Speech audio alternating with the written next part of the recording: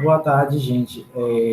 Ou bom dia, não sei que horas vocês vão assistir essas aulas, mas a dinâmica de hoje vai ser diferente. A aula de hoje vai ser diferente por conta de alguns problemas que eu estou passando. Primeiro, eu estou com Covid, tá? Já fiz o teste, já fiz o exame e tomei a vacina e por isso eu estou com Covid. Estou sendo medicado, estou sendo tratado dentro de casa mesmo, mas fica complicado por conta da minha voz. Eu fico cansando, isso fica muito complicado, fica chato mesmo.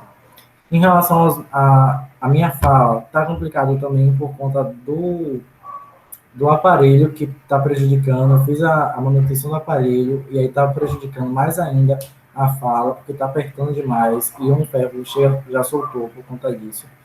Mas segunda-feira já vou lá na dentista resolver coisas que não interessam a vocês, mas que vocês precisam entender para que essa aula seja mais dinâmica e eu consiga falar sobre tudo que está se ocorrendo.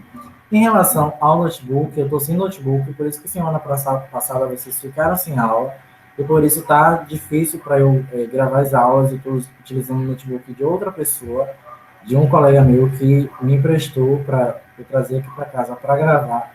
E aí fica complicado eu gravar sempre no notebook dele, claro, é particularidade dele e ele precisa, não eu. Mas a aula de hoje a gente vai aprender um pouco sobre algumas questões gerais de história. Vai ser o sexto, sétimo, oitavo, nono, primeiro, segundo e terceiro junto nessa aula, para eu não ter que ficar toda hora fragmentando as aulas, e isso demanda tempo, isso gasta muito mais tempo do que eu imagino. É 2 horas, 3 horas para que tudo esteja certinho, bonitinho, para eu colocar lá no YouTube. Ok? Então vamos lá. Sexto ano, o que a gente tem que aprender no sexto ano a partir de hoje? A partir de hoje vocês colocam a data. Ó, que dia é hoje que eu estou assistindo? É dentro da terceira unidade? Porque fica complicado vocês assistirem as aulas apenas quando vão fazer teste. Não façam isso. Assistam as aulas periodicamente, toda semana, para que vocês armazenem o conteúdo mais fácil, entendeu? Para que vocês memorizem. Quando eu falar Idade Média, parte 1.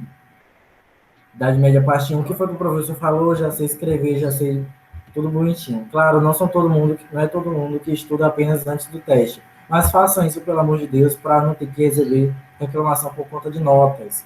Notas, gente, eu não me preocupo com notas. Não me preocupo com notas. Se vocês querem tomar 10 pontos, eu te dou 10 pontos. Sem problema nenhum. Se o teste vale 10 e você quer tomar 10, eu te dou 10. Agora eu quero ver se você realmente aprendeu o que eu passei.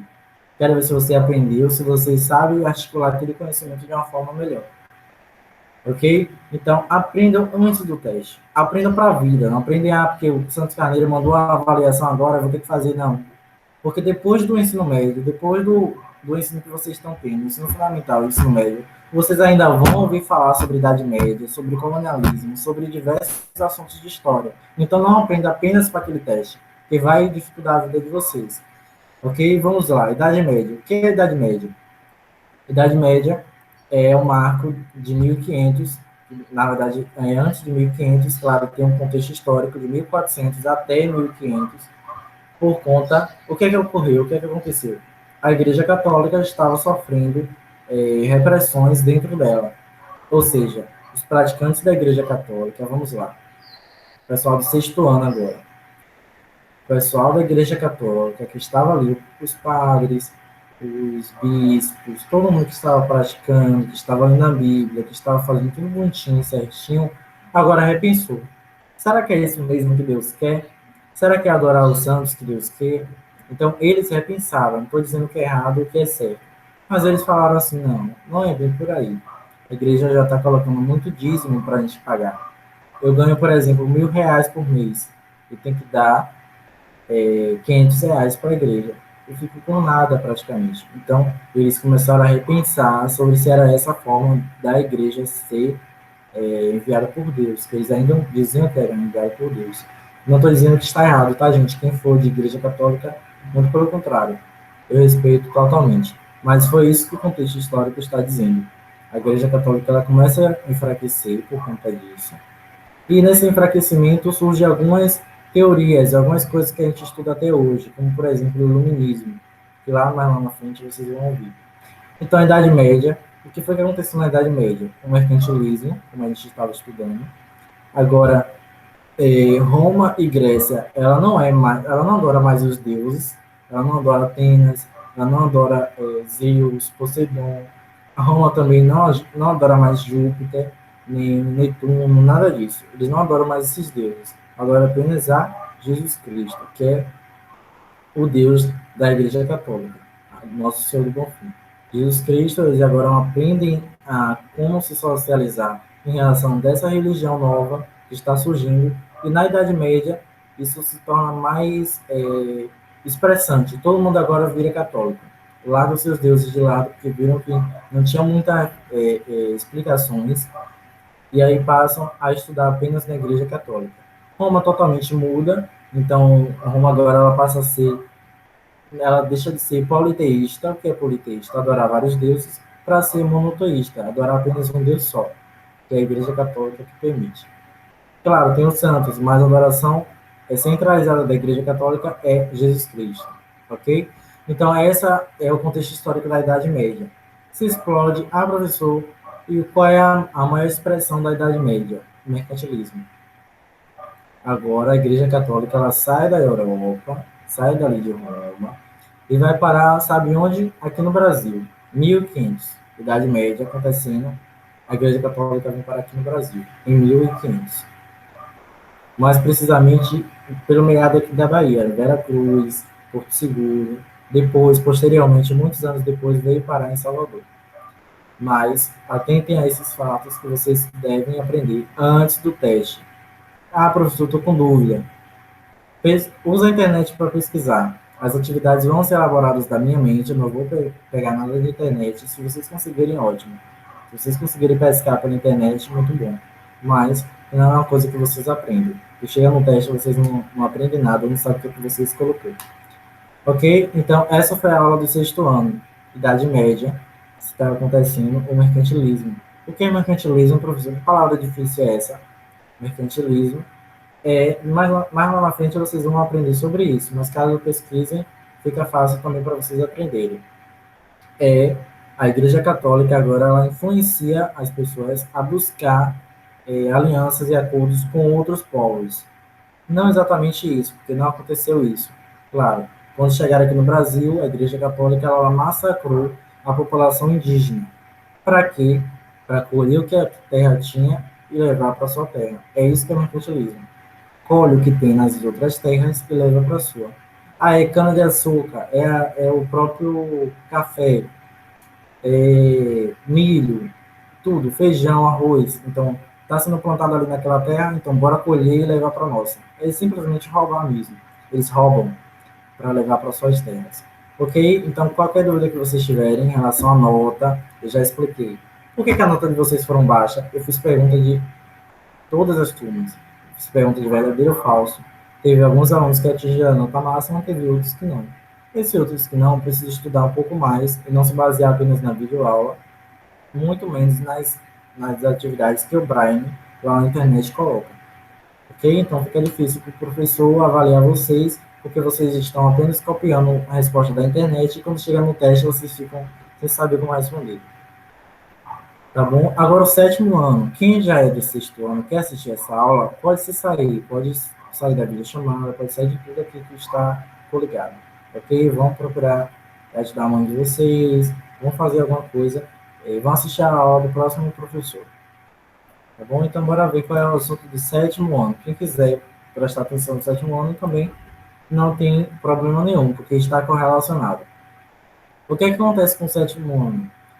A colonização portuguesa. A gente ainda vai explicar mais ainda sobre a expansão europeia, sobre a colonização da América Portuguesa, mas agora a gente vai ver a economia e sociedade açucareira, capitanias hereditárias.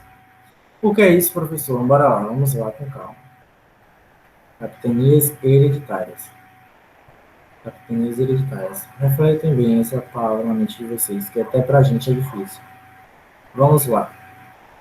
Colonização. Quando os portugueses chegaram no Brasil, tem aquela toda história de que eles chegaram para plantar, colher, que estava dando certo aqui no Brasil, e levar para suas terras, como eu já havia falado para o sexto ano. Só que aí, passou a ter um ganho de dinheiro fazendo isso. Plantava, por exemplo, a cana-de-açúcar, botava no engenho, que é uma fábrica praticamente que cuida daquela cana-de-açúcar até transformar no açúcar. Então ele faz uma série de coisas lá que transforma a cana-de-açúcar em açúcar. Tá? É bem precisamente isso. Transformou em açúcar, eles empacotam tudo certinho, tudo bonitinho e levam para a Europa, que é onde eles vieram. Isso fez levar um lucro, gerou lucros para eles. E o pessoal estava ganhando dinheiro com isso, ganhando muito dinheiro mesmo com a economia daquele Brasil. Então, esse é um marco importante por conta da economia açucareira. E a sociedade, professor, a sociedade era os escravizados que eram forçados a trabalhar na cana-de-açúcar, nos engenhos, que aí é o que chama engenho, para trabalhar. Aqui em Salvador, um exemplo de engenho que a gente entende muito bem, mas não precisamente tem que ser de açúcar, é o engenho velho de Brotas, engenho velho da Federação, bairros assim que tem essa nomenclatura por conta das obras que eles praticavam ali. Eram pessoas escravizadas e tinham que plantar e colher para vender. Até aí tudo bem? Vamos dar continuidade. Capitanias hereditárias. O que é isso, professor? Vamos lá. Capitanias hereditárias. Quando se fala capitanias, a gente lembra logo de quê? De capitães. Hereditárias se refere a pessoas que passam da sua vida para o seu filho. Então, capitanias. Eu sou um capitão, por exemplo, eu sou capitão de um navio, e aí eu passo essa vida que eu tenho para um filho meu. Então, aí minha esposa e meu filho estão acompanhando aquilo tudo, e meu filho vai seguir o mesmo passo do que eu. Ele sabe o que foi que eu fiz e quer melhorar mais ainda sobre isso. Meu filho ele vai entender o que precisa ser para ser capitão e como administrar a economia açucareira. Em relação a capitanias hereditárias, aqui no Brasil teve muitas, teve muitas. A gente pode falar, a de Salvador era chamada de Capitanias Hereditárias da Bahia, depende do livro didático de vocês, que eu não estou me baseando muito por lá, mas também pode ser chamada de Capitanias Hereditárias da Bahia de Todos os Santos, depende muito, por conta do porto que tinha ali. Sabe onde é que tem em frente ao elevador Lacerda? Então, ali em frente é chamado de Bahia de Todos os Santos. Ah, professor, eu moro em escada. Eu posso ver a Bahia de Todos os Santos? Pode. Se você descer a escada certinho, tudo bonitinho, aquele bairro ali, você vai ver. Peripiri. Posso ver a Bahia de Todos os Santos? Só você dar na praia de Peripiri, que ali é a Bahia de Todos os Santos. Na praia de Paripe, que ali também é a Bahia de Todos os Santos. Entende? Então, a, a forma de comércio pela Bahia de Todos os Santos estava concentrada principalmente pela economia açucareira. E aí começa a ser espalhado, não só em Salvador, não só em Veracruz, não só em Porto Seguro, começa a ser espalhado essa dinâmica de colheita de açúcar. Ok? Mas lá na frente a gente vai entender um pouco sobre a economia açucareira e agora a presença da Holanda, que é um país muito influente lá da Europa, e a gente vai entender um pouco sobre isso. Ok? Vocês do sétimo ano já conseguiram entender? Não conseguiram entender, mesmo pesquisando e colando na atividade de vocês, como se tivesse sido respostas suas? Então, pesquisa mais um pouquinho, ver alguma videoaula, não se baseie apenas pelo professor. Que é que eu estou apenas cumprindo o meu dever e o meu papel. Se vocês quiserem pesquisar mais, podem me chamar também que eu explico sobre isso. É uma atividade que eu fiz com minhas próprias palavras e não entendi, professor. Eu tenho o maior prazer de responder vocês.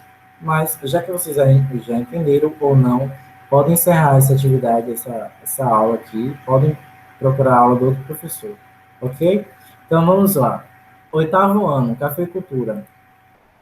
Cafeicultura. Quem assistiu a aula do sexto e do sétimo já está entendendo que tem uma linha de raciocínio aí bastante expressa.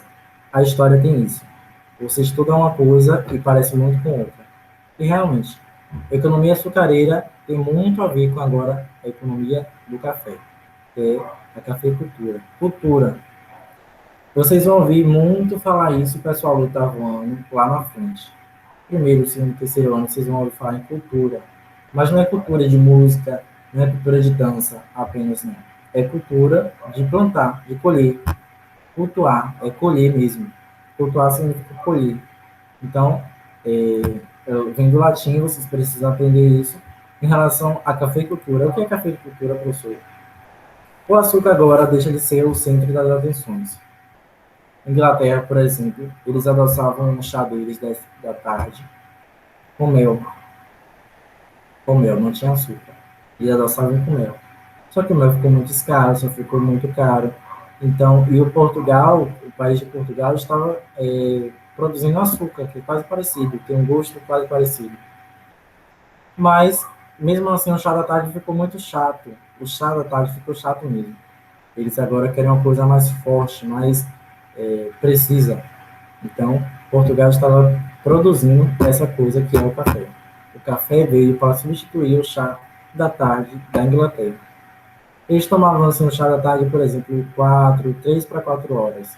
Eles tomavam chá com biscoito, aquelas coisas que vocês veem em filme. Mas se atentem a isso. O café não era apenas para tomar. O café que chega na casa de vocês precisa passar por uma série de transformações até chegar. Por exemplo, o café, na verdade, é uma fruta. Um fruto pequenininho, desse tamanho aqui, ó, pequeno. E a semente do café, a semente dessa fruta, que se chama café, extrai ela e moe, começa a moer, começa a machucar mesmo o fruto, a semente do fruto, para virar o pó que a gente conhece. Tem gente que tritura. Peçam para ver os pais de vocês, sabe? Meu pai ou minha mãe, como é que se tritura o café? Perguntem a eles que eles vão te responder. Triturou o café, tudo bonitinho. Agora eles vão passar por uma série de transformações que agora a gente chama de indústrias. Não é mais engenho, tá, gente? Agora se chama indústrias. Indústria do café. Indústria do café porque eles pegam o café que colheu, aquelas sementes, trituram tudo bonitinho, adicionam agrotóxicos, adicionam um bocado de coisa para dar um gosto melhor, adicionam conservante para eles ficarem muito mais tempo no mercado. Por isso que o café, na verdade, fica muito mais tempo do que deveria. E diversas coisas do mercado acontece isso. Coloca fertilizante, coloca muita coisa mesmo, assim, prejudicial à saúde, mas para conservar o produto. E aí eles exportam, ou seja, eles vendem. Qual é o país maior produtor de café do Brasil? É São Paulo. Já chegou a ser a maior exportadora de café do mundo.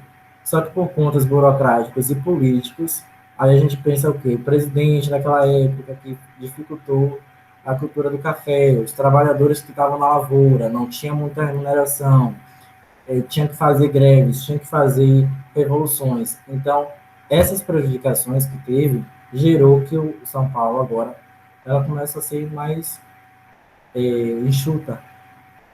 A produção do café fica menor do que já era. Então, essa produção do café tinha que ser mais exportada de uma forma com que eles entendam, com que eles façam como uma cafeicultura melhor. Imigração, lei de terras, parte 1, trilhos do café. Migração. São Paulo cresceu. Até hoje, São Paulo é a melhor capital do Brasil em relação à economia. Eles ganham mais do que a gente aqui em Salvador. Se você for trabalhar, eu quero ser pintor. Aí você vai ser pintor lá em São Paulo, você ganha muito, muito mais aqui do que em Salvador, lá em São Paulo. Então, lá em São Paulo começou a atrair gente, porque perceberam que estava ganhando dinheiro com café, começou a atrair gente, ó. Muita gente, muita gente. Nessa muita gente que estava atraindo, saiu pessoas daqui de Salvador, saiu pessoas do Nordeste inteiro. É uma imigração. As pessoas saem do local que está para ir para outro. Em geografia, a professora de vocês deve ter explicado sobre isso ou ainda vai explicar. Qualquer coisa, vocês podem perguntar isso a ela. O que é imigração, professora? Ela vai explicar certinho. Eu também sou professor de geografia, mas no momento eu sou professor de história. Vamos lá. Imigração, o ato da imigração. As pessoas que percebiam que a cultura do café estava sendo muito expressante, que os países dos Estados Unidos, por exemplo, da Inglaterra, estavam elogiando o café do Brasil, agora passa a vir todo mundo. Do norte, do sul também passa aí para São Paulo, precisamente. Só que aí surge uma série de coisas, porque a São Paulo, ela nasce com os portugueses, que queriam fugir um pouco do litoral, mas entrou uma série de fatores que vocês podem pesquisar também, como São Paulo surgiu. Quando chega no café, muitas pessoas tinham trabalho análogo à escravidão, parecido com a escravidão. Ganhavam pouquíssimo para trabalhar muito. Que até hoje isso existe, tá, gente? Tem provas vivas sobre isso. Gente que trabalha muito para ganhar pouco. Então, eles trabalhavam muito para ganhar pouco. Então, surgiu uma série de revoluções, como eu já falei. A cafeicultura, já falei sobre a migração, lei de terras. Lei de terras. As pessoas viam que plantar café estava dando certo, só que em uma determinada terra, não. Então, tinha que ter várias terras, tinha que ter muito, muito mais terras do que eles tinham para plantar café, tudo ao mesmo tempo ou não. Então, começaram a invadir os fazendeiros, começaram a invadir as terras dos outros. Quem eram os outros professores? Professor, os indígenas. As pessoas que eram índios, que eram indígenas, que é melhor dizendo. Indígenas começaram a migrar por conta da invasão que tinha. Ou eles deixavam ser invadidos, ou eles morriam mesmo, como ainda era na época um pouco colonial. Então eles fugiam para deixar os bandeirantes agora, se vocês quiserem pesquisa, bandeirantes e indígenas, que era uma guerra que tinha. Bandeirantes invadiam, plantavam café, pronto, acabou. E era simplesmente isso. Só que a Constituição, isso é uma coisa mais política, tá, gente? A política disse não é para invadir assim do nada, nem com motivo, nem sem motivo. Não é para invadir a terra do outro. Se ele tem aquela posse daquela terra, tem um direito à terra, por que você está invadindo? E aí tiveram muitas outras pessoas brancas também, bandeirantes também, mas a maioria eram negras e indígenas, e começaram a fazer protesto por conta disso, que era chamada hoje, que a gente entende como Lei de Terras. A Lei de Terras, ela teve que ser fragmentada e colocada à disposição da população por conta disso. E não pode uma pessoa invadir a sua casa. Imagina uma pessoa invadir a sua casa para tomar sua casa. Não pode. Está previsto na lei. Ok? Pessoal do oitavo ano que assistiu essa aula, conseguiu assistir a aula do sétimo, ou não quiser assistir, teve pouca visualização aqui no YouTube, não se preocupe. No teste vocês vão procurar, ou uma hora ou outra vocês vão ter que procurar essa aula. Ok? Vamos agora passar para o nono ano. Ditadura civil militar. Ditadura civil militar brasileira. A gente já falou um pouco sobre Castelo Branco, Arthur Costa e Silva. Na verdade, Arthur Costa e Silva era um presidente. Foi um presidente do Brasil que aumentou ainda mais a ditadura militar do Brasil. Castelo Branco deu início, mas Arthur Costa e Silva ele aumentou ainda mais.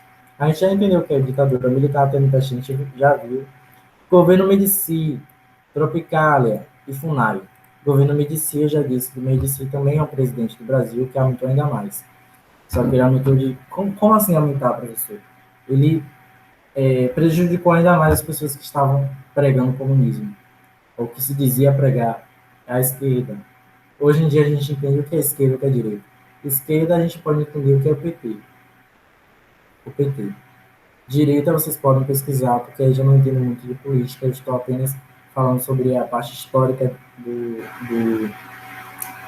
período da ditadura militar. Mas direita pode ser um partido de direita, que pode ser o PSOL, que pode ser também o PMDB, partidos assim que entendem principalmente sobre a parte da ditadura. Naquela época ainda não existia, tá? Estava surgindo ainda.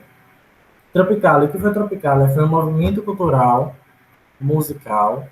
Quando se fala movimento cultural, já entende que é música, dança, tudo. Que se dava por conta a repressão da ditadura. Dizia não à ditadura, eu não quero mais a ditadura no Brasil. Isso me prejudica. Eu não posso andar mais 9 horas da noite, eu não posso ir ali na rua, se a pessoa for mulher, não pode mais ir ali na rua comprar um real de pão, 2 reais de pão, isso tem que ir acompanhado do marido. Se for criança, se for negro, tem que ir acompanhado de uma pessoa branca, não pode, exatamente não pode, por conta do racismo que ainda existia naquela época. Se você for indígena, na verdade você nem tem que estar no mapa. Se for indígena, não tem que estar no mapa, porque eles perseguiam os indígenas e os artistas. Gilberto Gil, ele teve que ser exilado. O que é exilado, professor? Ele teve que morar nos Estados Unidos. Caetano Veloso, ele sofreu muita repressão por conta da ditadura. Maria Bethânia, Gal Costa. Hoje em dia que eles são famosos por conta disso. Mas, naquela época, eles eram odiados pelo Brasil inteiro. principalmente pela ala militar, pelos pessoais que eram militares. Tropicália e Funai. Funai, como eu já disse, quem era indígena não tinha nem que existir no mapa. Só que existiu uma coisa nos Estados Unidos chamada direitos humanos. E quando existe uma coisa nos Estados Unidos, isso reverbera no mundo inteiro, por conta da Guerra Mundial que eles venceram. Não sei se vocês estão lembrados. As duas guerras mundiais que eles se envolveram e venceram. Então, tudo que os Estados Unidos até hoje fala ou pratica o presidente, todo mundo tem que seguir. Então, os direitos humanos asseguram que pessoas originárias da Terra tenham as suas terras asseguradas, mesmo depois de anos de repressão, mesmo depois de anos que eram mortos, lá nos Estados Unidos e também aqui no Brasil. Pessoas originárias da Terra têm que ter uma lei exatamente constituída, porque isso é parte dos direitos humanos. Atentem a isso. Que pessoas originárias são essas? Quilombolas e principalmente indígenas. Quilombolas vocês ainda vão aprender, para quem não sabe. Indígenas são aquelas pessoas que tinham as suas terras, mas tiveram que sair, ir para a cidade, ou então se mesclar, ou então se automutilar, se matar para não ter que ser morto por outra pessoa, matar os seus filhos. Então muita tribo indígena teve que deixar de existir no Brasil por conta disso. Ok? Então, a gente já entendeu aqui o que foi que a ditadura militar fez no Brasil. Caso vocês tenham dúvida, podem me chamar. Ok? Deixa eu só desligar aqui o celular. Vamos agora aprender sobre o primeiro ano. Primeiro ano. O que foi que o primeiro ano tem que aprender agora no conteúdo? Vamos lá. União Ibérica e presença estrangeira. União Ibérica, vocês já aprenderam sobre a União Ibérica. Deixa eu ver aqui no planejamento. Expansão territorial, vocês já aprenderam o que é Drogas do Sertão, revoltas separatistas, que foi essa semana de atividade. Drogas do Sertão, o que é Drogas do Sertão? Gente, tudo que é viciante, tudo que é exportado, pode ter o conceito de droga. Não exatamente só crack, maconha e etc. Não. Droga pode ser um remédio. Um Dorflex que você tem em casa é uma droga também. Um paracetamol que você tem em casa é uma droga. Porque ela é misturada, ela é modificada cientificamente para ser uma droga. Mas no caso das drogas do sertão, é o fumo. Fumo também é o corante, que é produzido no sertão, que é o sertão aqui da Bahia, do Recôncavo. Matérias-primas, corante, condimentos alimentares, como cominho também, entre uma série de fatores. Açafrão, tudo isso é uma série de drogas do sertão, porque estava viciando a parcela da população e até hoje a gente usa dentro de casa. Não é errado você colocar cominho na comida de vocês. O corante, na verdade, isso dá gosto à comida e isso faz bem à saúde de vocês, porque veio da natureza. Agora, claro, aquilo que é modificado pelo homem sempre vai ter uma parcela uma parcela prejudicial. Vai fazer mal a vocês. Então, drogas do sertão é aquilo que estava sendo exportados dos estados, principalmente aqui da Bahia, para ser vendidos. Salvador se torna de novo o maior centro regional do mundo, da América Latina, principalmente. Salvador agora exporta como ninguém. Por quê, professor? Agora tem um recôncavo baiano. Recôncavo baiano, que é recôncavo baiano? Parte de Cachoeira, Maragogipe, Feira de Santana, Camaçari, Lauro de Freitas, a ilha de Itaparica, a ilha de Veracruz, tudo que está em torno de Salvador tem o nome de Recôncavo, por conta daquela entrada geográfica que a gente tem como Baía de Todos os Santos. Entende? A Baía de Todos os Santos é uma entrada que forma um côncavo, e aí recôncavo. É como se fosse isso mesmo, praticamente. Então, eles tinham que aprender sobre isso e exatamente para exportar Brasil, para o Brasil inteiro. Então, Salvador se torna a maior exportação da América Latina por conta do recôncavo. É uma matéria regional. São Paulo e Rio de Janeiro vai copiar isso depois, mas Salvador foi primordial e foi a primeira a utilizar esse mecanismo geográfico que é a região. Qualquer dúvida que vocês tiverem, também pode perguntar para o professor de geografia de vocês. Ok? Então, as drogas do sertão é uma expansão territorial, porque agora as cidades vão se constituindo. Cachoeira hoje se toma o nome de Cachoeira, porque até então não tinha. Chapada Diamantina também. Todas as cidades que estão perto de Salvador, todas elas.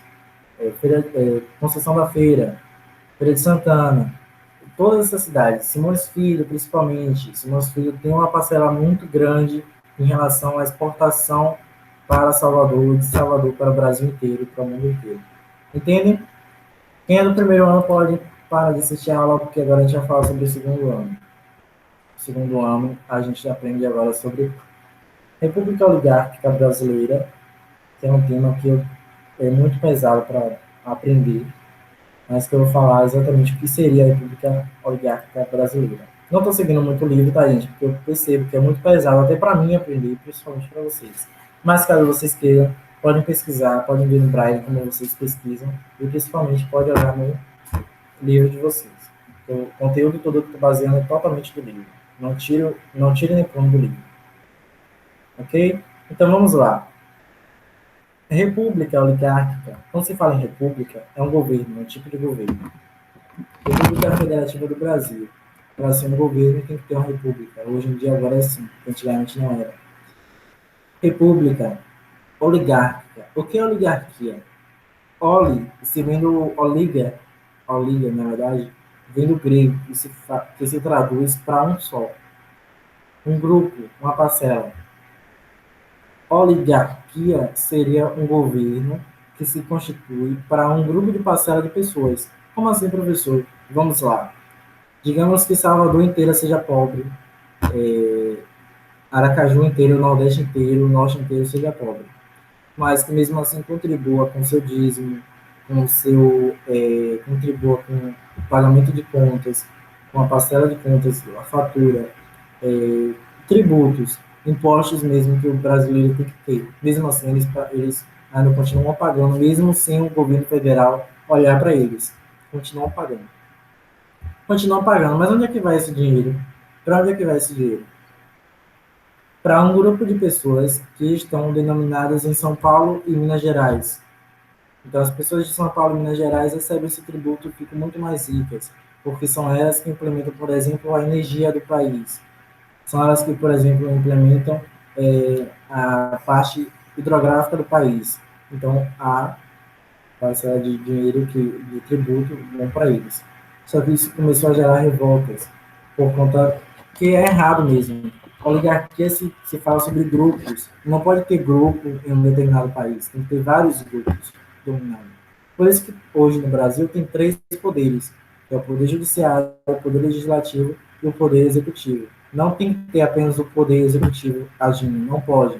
O presidente ele tem que encarar todos os três poderes para exercer a função de presidente. Ele não pode governar sozinho. Tem que ter uma série de pessoas, uma série de grupos lá dentro da Câmara, lá dentro do Senado, que eles têm que obedecer. E aí, quando fala que isso gerou revoltas, a gente vai aprender isso ainda depois. Depois da crise de 1929, a República Oligárquica Brasileira sofreu repressões. A crise realmente deixou o país em crise, então o pobre tinha que pagar mais e o rico pagava menos, porque ele sempre foi rico e tinha uma ideia melhor de ganhar dinheiro. Entende? Essa era um dos motivos da revolta. Ok, pessoal, do segundo ano, em relação às provas, ao teste, em relação a tudo, eu já falei nessa aula, mas eu posso repetir. Você tirou nota baixa, por quê você tirou nota baixa? Por que a gente tirou nota baixa na aula? Porque a gente não presta atenção. Porque a gente assiste a aula em cima do teste. Porque a gente não assiste a aula praticamente. A gente faz atividade porque é forçado dos pais. Enfim, isso desgasta tanto vocês quanto a mim. Mas a nota que eu atribuo a vocês não é porque o professor Ronaldo quer atribuir a nota, não. Vocês não estudaram e aí receberam essa nota. Simplesmente é justo. É uma parcela de professor, mas estudei a noite toda, a semana toda. Eu sei, eu entendo perfeitamente isso. Mas o mecanismo que o Colégio São Camilo tem para avaliar vocês, e todas as escolas têm, são as notas. Então não posso ser parcela de culpa, não tenho culpa nenhuma em relação a isso. Procurei a coordenação. Ok? Em relação ao terceiro ano, quem for do segundo ano pode já parar de assistir essa aula. Terceiro ano. Europa, a gente já aprendeu sobre nacionalismo, romantismo. Agora a gente vai aprender um pouco sobre socialismo e liberalismo. No terceiro ano, a dinâmica de aula estava sendo diferente, mas eu preciso que vocês agora passem a aprender sobre isso, porque até então eu também sou cobrado por isso. Socialismo e liberalismo. Socialismo é uma corrente histórica, uma corrente filosófica, idealista, histórica, que diz assim, ó, se uma pessoa que ela é médica, ela ganha R$ 2.000, eu também, que sou gari, tenho que ganhar R$ 2.000. Social é uma série de fatores que tentam igualar a população.